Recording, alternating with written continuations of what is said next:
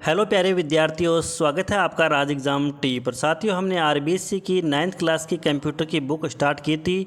3 chapter साथियों हमने complete करवा दिए हैं। चौथा चैप्टर साथियों वो आज हम करवाने वाले हैं। रीट मेंस और चतुर्श्रेणी कर्मचारी के लिए साथियों काफ़ी महत्वपूर्ण बुक ये साबित होने वाली है। डायरेक्ट साथियों इस बुक से जो है क्वेश्चन एग्जाम में पूछे जाते हैं और साथ में फर्स्ट ग्रेड के लिए भी साथियों ये काफ़ी महत्वपूर्ण बुक होने वाली है। इससे साथियों कंप्यूटर का हमारा बेस मजबूत होता है। तो और साथियों हमने जो है साथ में क्वेश्चन की सीरीज भी चला रखी है, वो भी साथियों आप क्लास जरूर देखिएगा, वो भी काफ़ी महत्वपूर्ण आपके लिए होने वाली है। तो साथियों इस वीडियो में हम जो यहाँ पर इंटरनेट तकनीकी के बारे में पढ़ने वाले हैं। चैप्टर नंबर 4 है। साथियों वीडियो अच्छा लगा तो वीडियो को लाइक कीजिएगा और आपको कोई सवाल हो साथियों तो वो भी साथियों आप कमेंट बॉक्स में पूछ लीजिएगा। तो साथियों यहाँ पर शुरुआत करते हैं। सबसे पहले पार्ट नंबर 4 हमारा स्टार्ट होने वाला है और यहाँ पर देखिए साथियों इंटरनेट के नाम से जो है यहाँ पर स्टार्ट करने वाले हैं। देखिए इंटरनेट कंप्यूटरों का एक विशाल नेटवर्क है जो विश्व भर में फैले हुए छोटे बड़े कंप्यूटरों को आपस में जोड़ता है। यह एक ऐसा जाल है जो टेलीफोन लाइनों, केबल अथवा विभिन्न बेतार माध्यमों से दुनिया भर के कंप्यूटर को परस्पर संपर्कित करता है। तो साथियों कंप्यूटर के बारे में आपने देख लिया, इंटरनेट के बारे में सबको पता है। साथियों हम जो है इंटरनेट के माध्यम से साथियों हम जो है ये क्लास देख रहे हैं। तो इस तरीके से साथियों इंटरनेट की नॉर्मल जानकारी हम सबको है और जो इंपॉर्टेंट साथियों एग्जाम की दृष्टि से होने वाले हैं वो साथियों हम यहाँ पर देखने वाले हैं। कौन कौन से शब्द है वो एग्जाम में यहाँ पर क्वेश्चन पूछ सकते हैं। देखिए साथियों यहाँ पर बात करेंगे कि इंटरनेट के विभिन्न क्षेत्रों के लिए मानक व दिशा निर्देश तय करने तथा अनुसंधान करने वाला समूह है वो वर्ल्ड वाइड वेब और कंजोर्टिज्म होता है, यानी कि W3C कहलाता है। क्या कहता है? W3C जो है वो कहलाता है। इसको चलाने के लिए कुछ नियम तय किए गए हैं जिन्हें प्रोटोकॉल कहते हैं। क्या कहते हैं साथियों? इनको चलाने, यानी कि इंटरनेट को चलाने के लिए साथियों कुछ नियम होते हैं, उनको क्या बोलते हैं? प्रोटोकॉल बोलते हैं। साथियों एक बार एग्जाम में क्वेश्चन आ चुका है, इंटरनेट में इस्तेमाल होने वाले 2 मानक इंटरनेट प्रोटोकॉल। साथियों इंटरनेट में 2 मानक इंटरनेट प्रोटोकॉल का यूज होता है। कौन कौन से? पहला है ट्रांसमिशन कंट्रोल प्रोटोकॉल, यानी कि ट्रांसमिशन कंट्रोल प्रोटोकॉल TCP। तो साथियों एग्जाम में यहाँ से डायरेक्ट क्वेश्चन आ सकता है कि TCP की फुल फॉर्म क्या होती है और ये क्या है। तो साथियों ये इंटरनेट प्रोटोकॉल है TCP और दूसरा है एक IP। दूसरा क्या है? IP। ये 2 नाम साथियों बहुत महत्वपूर्ण है, एग्जाम में डायरेक्ट क्वेश्चन आ सकता है या इनकी फुल फॉर्म पूछ सकते हैं। देखिए TCP की फुल फॉर्म होती है ट्रांसमिशन कंट्रोल प्रोटोकॉल, दूसरा होता है इंटरनेट प्रोटोकॉल यानी कि IP फुल फॉर्म होती है इंटरनेट प्रोटोकॉल। ये आपको 2 नाम याद रखने हैं और ये साथियों महत्वपूर्ण आपके लिए हो सकते हैं। आगे देखिए साथियों इंटरनेट का इतिहास है, उनके बारे में भी एक बार देख लेते हैं।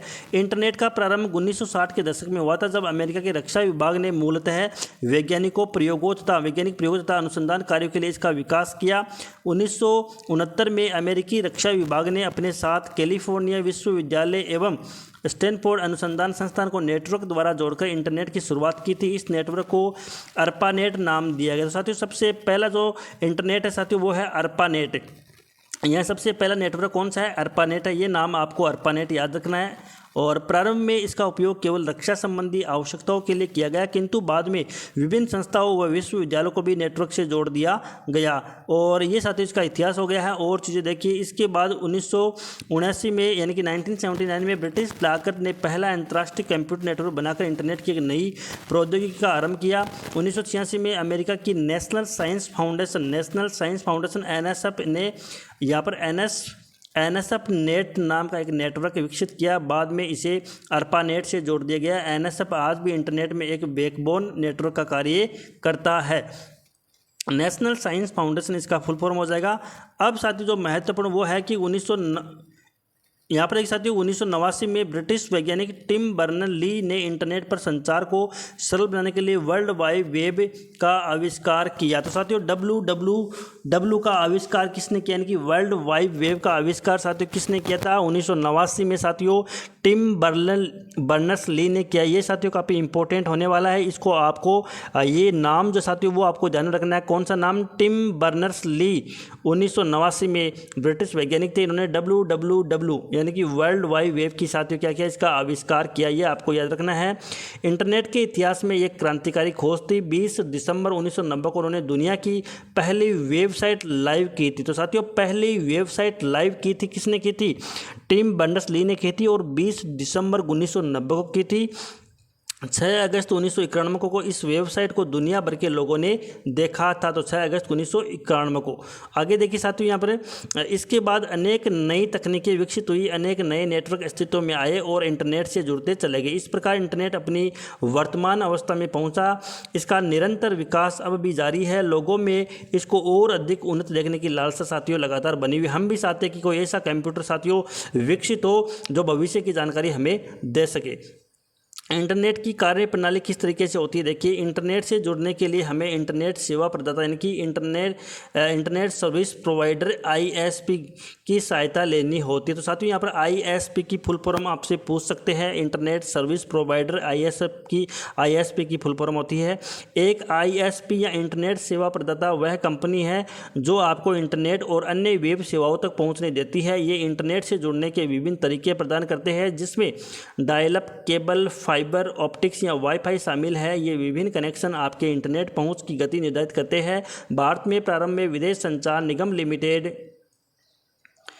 नाम की एक इंटरनेट सेवा प्रदाता कंपनी थी, किंतु आज 2 सरकारी भारत संचार निगम लिमिटेड BSNL और महानगर टेलीफोन निगम लिमिटेड MTNL सहित अनेक इंटरनेट सेवा प्रदाता कंपनियां विद्यमान हैं। तो साथियों VSNL सबसे पहले कौन सा था, VSNL था। उसके बाद में साथियों नया आया वो BSNL आया था और एक आया था MTNL। इनकी फुल फॉर्म आपको याद रखनी है। BSNL देखिए साथियों भारत संचार निगम लिमिटेड हो गया और MTNL होता है वो होता है महानगर टेलीफोन निगम लिमिटेड। ये नाम आपको याद रखने हैं।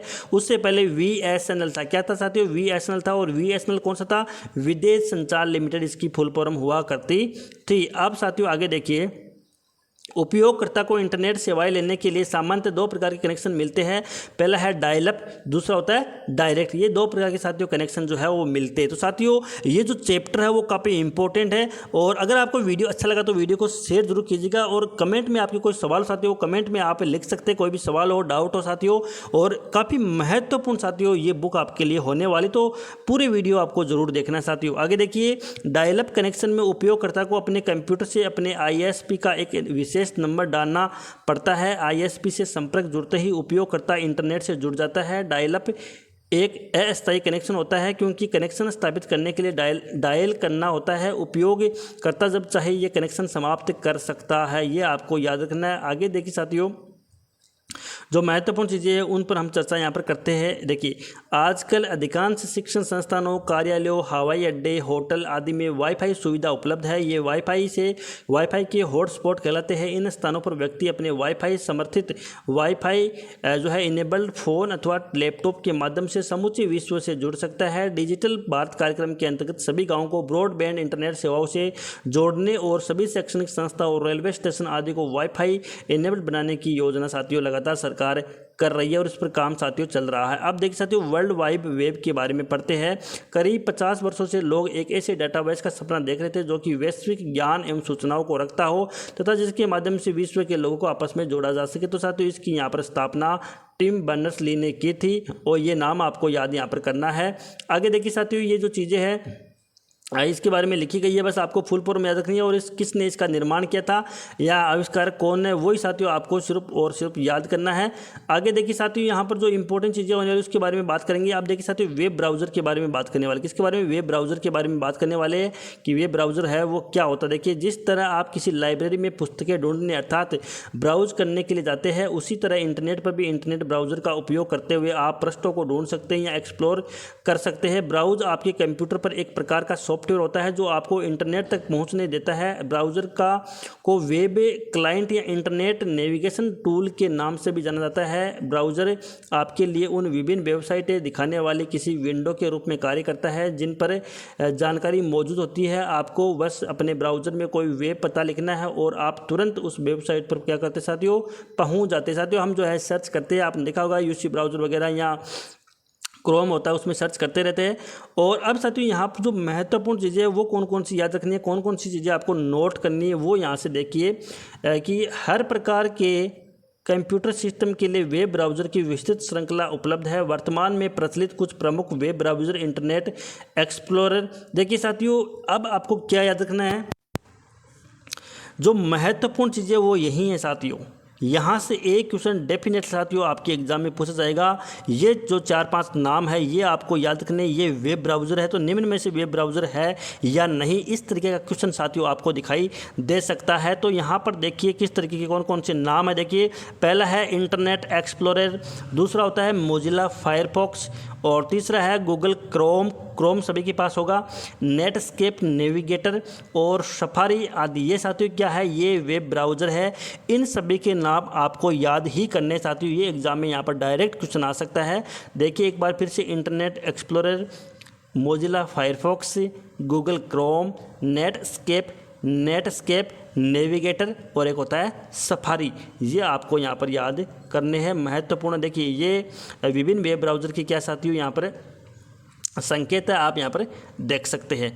अब साथियों वेब सर्वर के बारे में पढ़ने वाले कि वेब सर्वर जो है वो क्या होता है। देखिए वह कंप्यूटर जो वेब पेजों को निर्देशिका एवं फाइलों के रूप में रखता है एवं फाइल को पढ़ने के लिए देता है, सर्वर कहलाता है। ये सूचना प्रदाता की तरह व्यवहार करता है एवं आवश्यकता के अनुसार सूचना प्रदान करता है। सर्वर कंप्यूटर एक विशेष सॉफ्टवेयर चलाता है जिसे वेब सर्वर कहते हैं। ये साथियों आप यहाँ पर देख सकते हैं। और इसकी जो महत्वपूर्ण चीज़ें हैं वो साथियों, एक तो यहाँ पर HTML का यूज हुआ है। और HTML देखिए ये कार्य HTML प्रोटोकॉल के माध्यम से किया जाए कि HTML की साथियों हमें क्या करना है, यहाँ पर फुल फॉर्म याद रखनी है। और ये आगे साथियों हम यहाँ पर देखने वाले हैं कि वेब जो सर्वर होता है, वेब सर्वर मुख्य रूप से निम्न कार्य करता है। एक जो वेब सर्वर होता है वो क्या क्या काम करता है। देखिए एक तो वेबसाइट मैनेजमेंट में काम आता है, एक सूचना प्रदान करने तो क्लाइंट से अनुरोध प्राप्त करना, एक क्लाइंट की रिक्वेस्ट के अनुसार सूचना प्रदान करना एवं आवश्यक पेज दर्शाना, ये साथियों इसका काम होता है। वेब सर्वर पर चलाए जाने वाले कुछ प्रचलित सर्वर सॉफ्टवेयर जैसे इंटरनेट इन्फॉर्मेशन सर्वर, एक हो गया Apache web server, Netscape server एवं माइक्रोसॉफ्ट पर्सनल वेब सर्वर। ये इतने साथियों सर्वर के आपको नाम याद करने हैं। आप देख सकते हो वेब प्रोटोकॉल के बारे में पढ़ते हैं कि वेब प्रोटोकॉल क्या होता है। कि प्रोटोकॉल एक नियम या कुछ निश्चित नियमों का समूह होता है जो विभिन्न भागों के बीच संचार का वातावरण प्रदान करता है। उदाहरण के तौर पर मानवीय संवाद एक निश्चित भाषा व व्याकरण के बिना संभव नहीं है। प्रोटोकॉल निम्न सुविधाएं प्रदान करता है। कौन कौन से देखिए साथियों, ट्रांसमिशन मीडिया व्यवस्थित है या नहीं, नेटवर्क अवयव एक दूसरे से जुड़े हैं या नहीं, कब और कितना डेटा हस्तांतरित हो रहा है, ये चीज़ें साथियों हमें इससे पता चलती है। अब साथियों आगे यहाँ पर देखिए जो महत्वपूर्ण चीज़ें हैं वो साथियों हम यहाँ पर देखने वाले हैं कि वेब पर सूचनाओं के आदान प्रदान करने के लिए जिन प्रोटोकॉल का उपयोग किया जाता है उन्हें वेब प्रोटोकॉल कहते हैं। इन प्रोटोकॉल के माध्यम से विभिन्न वेब पेज वेब सर्वर से वेब जो ब्राउज़र तक भेजे जाते हैं। अतः वेब प्रोटोकॉल सर्वर है तथा ब्राउज़र के मध्य संबंध स्थापित करने में महत्वपूर्ण भूमिका निभाता है। सूचनाओं के आदान प्रदान के लिए वेब पर कुछ प्रोटोकॉल होते हैं। जैसे कौन कौन से प्रोटोकॉल देखिए, एक तो TCP होता है, एक IP होता है, एक PPP ट्रिपल पी होता है, एक STPP होता है, एक FTP होता है, सिंपल मेल ट्रांसफर प्रोटोकॉल यानी कि SMTP होता है, आदि का प्रयोग करते हैं। साथियों ये नाम है वो आपको याद रखने, इंपॉर्टेंट है, लिख लेना है शॉर्ट नोट के रूप में। एक यहाँ पर SMTP की फुल फॉर्म दे रखी है, ये भी आपको याद रखनी क्या है, सिंपल मेल ट्रांसफर प्रोटोकॉल। क्या है साथियों, सिंपल मेल ट्रांसफर प्रोटोकॉल, ये साथियों आपको याद रखना। अब साथियों महत्वपूर्ण टॉपिक आ गया HTTP hyper text transfer protocol. ये साथियों यहाँ पर आपको याद रखना है। रेटमेंस की बात करें, चतुर्थ श्रेणी कर्मचारी की या फर्स्ट ग्रेड की, साथियों यहाँ पर ये टॉपिक इंपॉर्टेंट होने वाला है। और HTTP जो है साथियों इसकी तो बहुत बार जो है फुल फॉर्म एग्जाम्स में पूछी जा चुकी है। आपको भी याद करना है, क्या याद करना है, इसकी फुल फॉर्म आपको याद करनी है। तो इसकी फुल फॉर्म साथियों क्या है, एक बार देख लीजिए, HTTP hyper text transfer protocol. ये आपको नाम याद रखना है।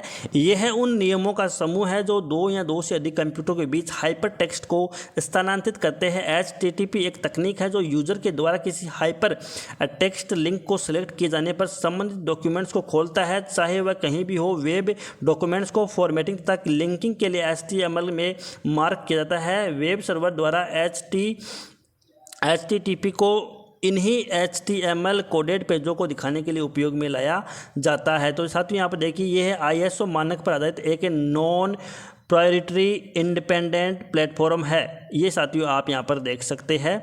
और उसके बाद साथियों आगे पढ़ने वाले हैं URL और IP पता क्या होते हैं, कि URL एंड IP एड्रेस क्या होते हैं। ये देखिए साथियों, URL यानी कि यूनिफॉर्म रिसोर्स लोकेटर, साथियों काफ़ी इंपॉर्टेंट है। यहाँ से फुल फॉर्म चतुर्थ श्रेणी कर्मचारी रिट मेंस में पूछ सकते हैं, इंपॉर्टेंट है, आपको लिख लेना है कि URL की फुल फॉर्म क्या होती है, यूनिफॉर्म रिसोर्स लोकेटर।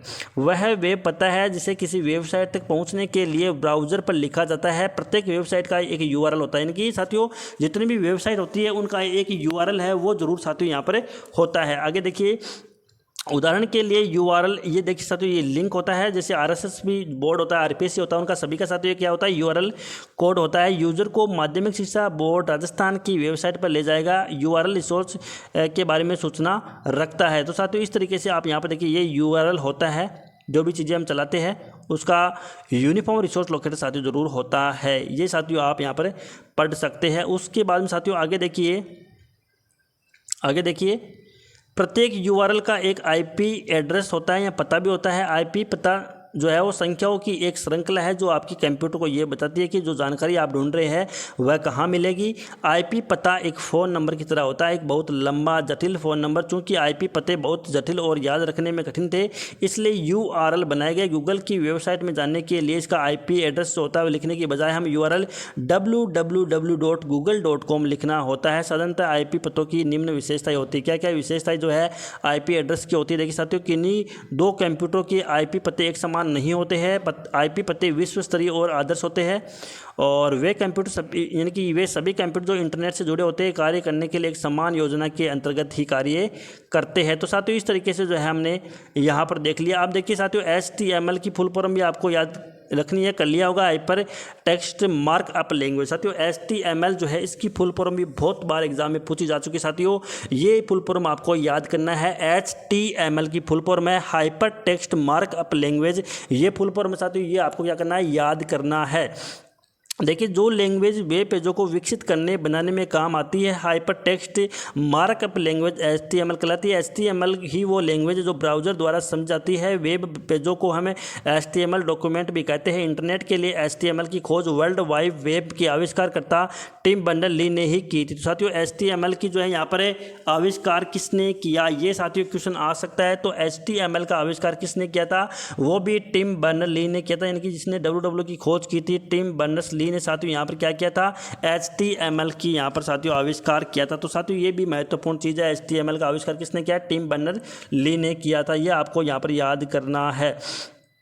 अब देखिए साथियों यहाँ पर जो है जो महत्वपूर्ण चीज़ें हैं उनके बारे में देखिए। ये साथियों हाइपर टेक्स्ट मार्कअप लैंग्वेज इस तरीके से आपने देखा होगा साथियों, कभी कंप्यूटर चलाया हो तो देखा होगा कि यहाँ पर इस तरीके से दिखाई देता है। अब साथियों देखिए मार्कअप का अर्थ है कि वेब पेज बनाने के लिए हम सर्वप्रथम टेक्स्ट टाइप करते हैं, तत्पश्चात उस टेक्स्ट की मार्किंग करते हैं। दूसरे शब्दों में HTML कोडिंग करते समय ये बताना होता है कि कौन सा टेक्स्ट बोल्ड किया जाना है, कहाँ पर कोई इमेज लगानी है इत्यादि। ये कार्य आप टैग लगाकर करते हैं। टैग वेब ब्राउजर को पेज दिखाने समय निर्देश देते हैं कि उक्त पेज को कैसे प्रदर्शित करना है। ये चीज़ें साथियों आपको याद रखनी। अब साथियों वेबसाइट के बारे में पढ़ने वाले कि वेबसाइट क्या होती है। देखिए वेबसाइट को वर्ल्ड वाइड वेब से संबंधित संग्रह कहा जा सकता है। साधारण रूप में वेबसाइट वह माध्यम है जिसकी संरचना उपयोगकर्ता द्वारा अपने इच्छित प्रारूप में की जाती है, और वेबसाइट मुख्यतः एक तरफा संवाद होती है, यानी कि हम साथियों वेबसाइट पर कुछ चीज़ें देख सकते हैं तो एक तरफा संवाद ही साथियों यहाँ पर हो गया है। अब देखिए साथियों इस तरीके से जैसे मान लो कि माध्यमिक शिक्षा बोर्ड की हमने वेबसाइट खोली है या कर्मचारी चयन बोर्ड की हमने वेबसाइट खोल दी, इस तरीके से साथियों खुल जाती है,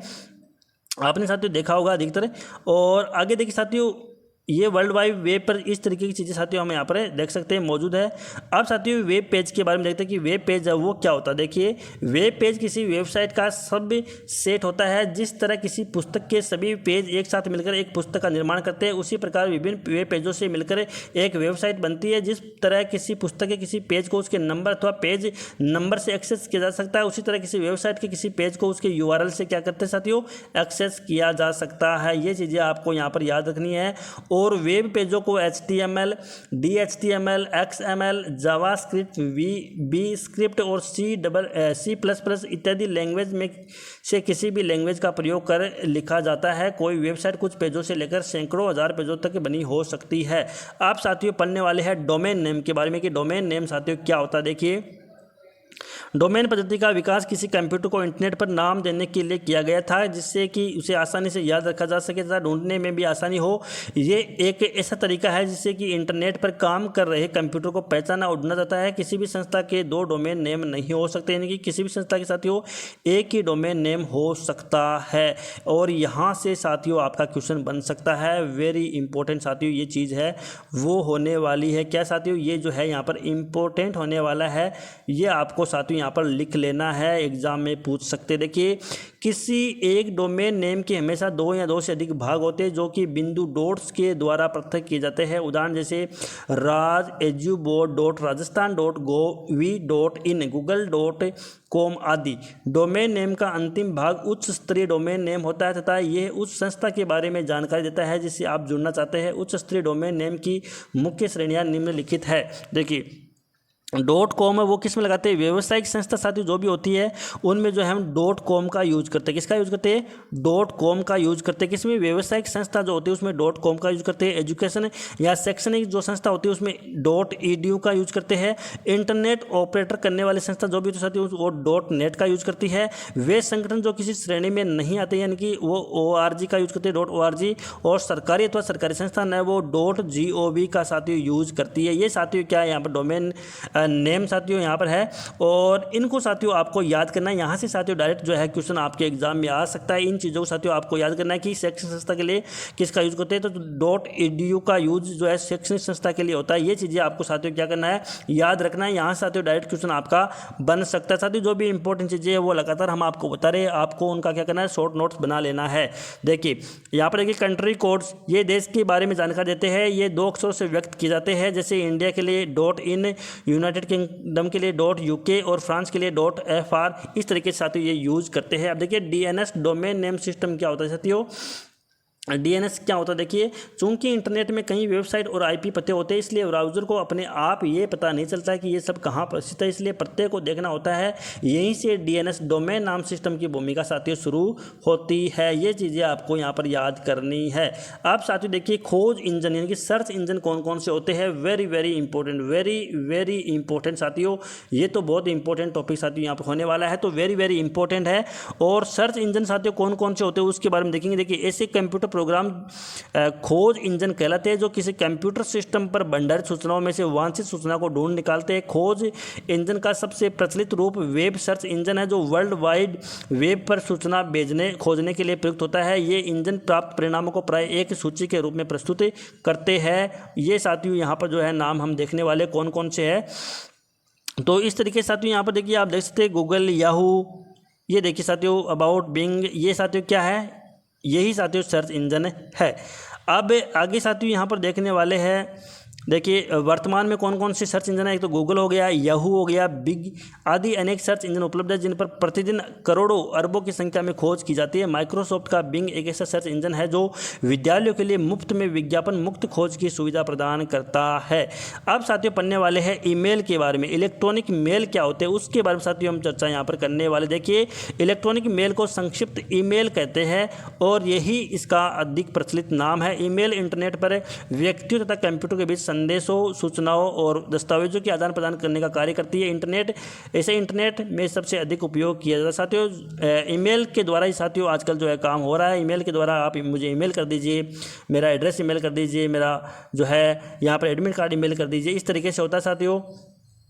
तो यहाँ पर देखिए जो महत्वपूर्ण चीज़ें हैं, जैसे कोई ईमेल भेजना किसी पत्र का इलेक्ट्रॉनिक संस्करण पोस्ट करने के जैसा होता है। जब आप अपना ईमेल भेजते तो कुछ सेकंड में ही अपने गंतव्य स्थान तक क्या होता है साथियों, पहुंच जाता है। वर्तमान में इंटरनेट पर Gmail, Yahoo mail, Hotmail, Rediff mail आदि अनेक लोकप्रिय ईमेल सेवाएं हैं। तो कौन कौन सी ईमेल सेवाएं साथियों वर्तमान में चल रही है, तो पहला यहाँ पर देखिए जीमेल हो गया, जीमेल का यूज हम सब करते हैं। याहू मेल हो गया, हॉटमेल हो गया और रेडिफ मेल साथियों यहाँ पर होने वाला। अब साथियों इस जो चैप्टर की बात करें तो यहाँ पर जो महत्वपूर्ण बिंदु साथियों इस चैप्टर में निकल कर आए उनकी चर्चा करते। देखिए इंटरनेट कंप्यूटर का एक विशाल नेटवर्क है जो विश्व भर में फैले हुए छोटे बड़े कंप्यूटर को आपस में जोड़ता है। इंटरनेट को नेटवर्कों का नेटवर्क कहा जाता है क्योंकि विश्व के लगभग सभी नेटवर्क इंटरनेट के माध्यम से क्या साथियों, परस्पर जुड़े रहते हैं। आप देखिए इंटरनेट विश्व का सबसे बड़ा तथा लोकप्रिय नेटवर्क है। इंटरनेट दुनिया भर की सूचनाओं तथा डेटा के आदान प्रदान की क्षमता रखता है। इसकी लोकप्रियता का रहस्य इसकी सरलता, इसका कोई स्वामी नहीं है और जो इसे चलाता हो इसमें सभी जानकारी इंटरनेट सर्वर के माध्यम से ही साथियों यहाँ पर आती है।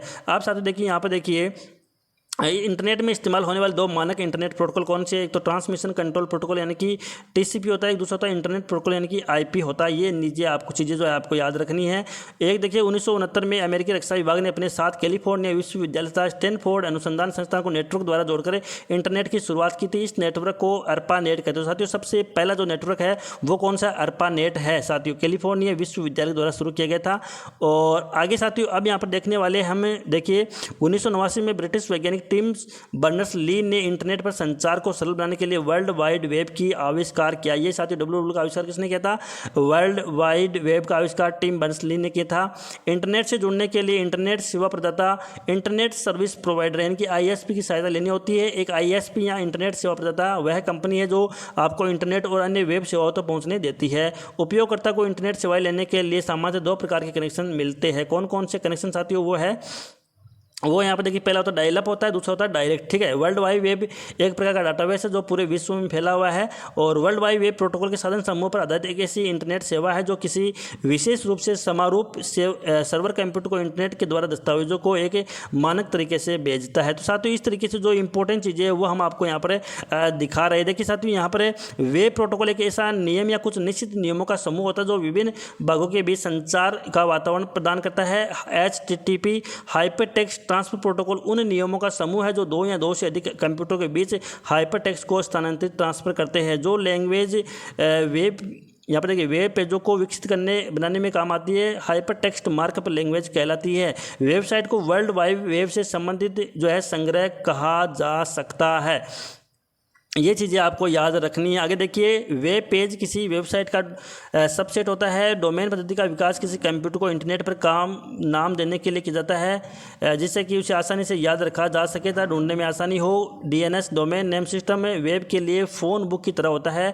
ऐसे कंप्यूटर प्रोग्राम खोज इंजन यानी सर्च इंजन कहलाते हैं जो किसी कंप्यूटर सिस्टम पर भंडारित सूचना में वांछित सूचना को ढूंढ निकालते हैं। ईमेल इंटरनेट पर व्यक्तियों तथा कंप्यूटर के बीच संदेशों, सूचनाओं और दस्तावेजों के आदान प्रदान का कार्य करती है। तो साथियों इस तरीके से जो है हमारा यहाँ पर देखिए जो कंप्लीट यूनिट है वो साथियों आज हमने इसकी जो है पूरा चैप्टर यहाँ पर कर दिया है। और साथियों लगातार हमारी जो है ये सीरीज़ चल रही है और क्वेश्चनों की सीरीज साथियों चल रही है। आपको आराम से देखना है और शॉर्ट नोट बनाने। कंप्लीट 4 पार्ट साथियों हमारे हो चुके हैं। अगला जो पार्ट साथियों जो नेक्स्ट यूनिट है साथियों वो हम नेक्स्ट वीडियो में देखने वाले हैं। तो साथियों इन सभी को जितने साथियों वीडियो बन चुकी है वो सब आपको देखने हैं, शेयर अधिक से अधिक करना है और इनकी साथियों प्रैक्टिस करनी है।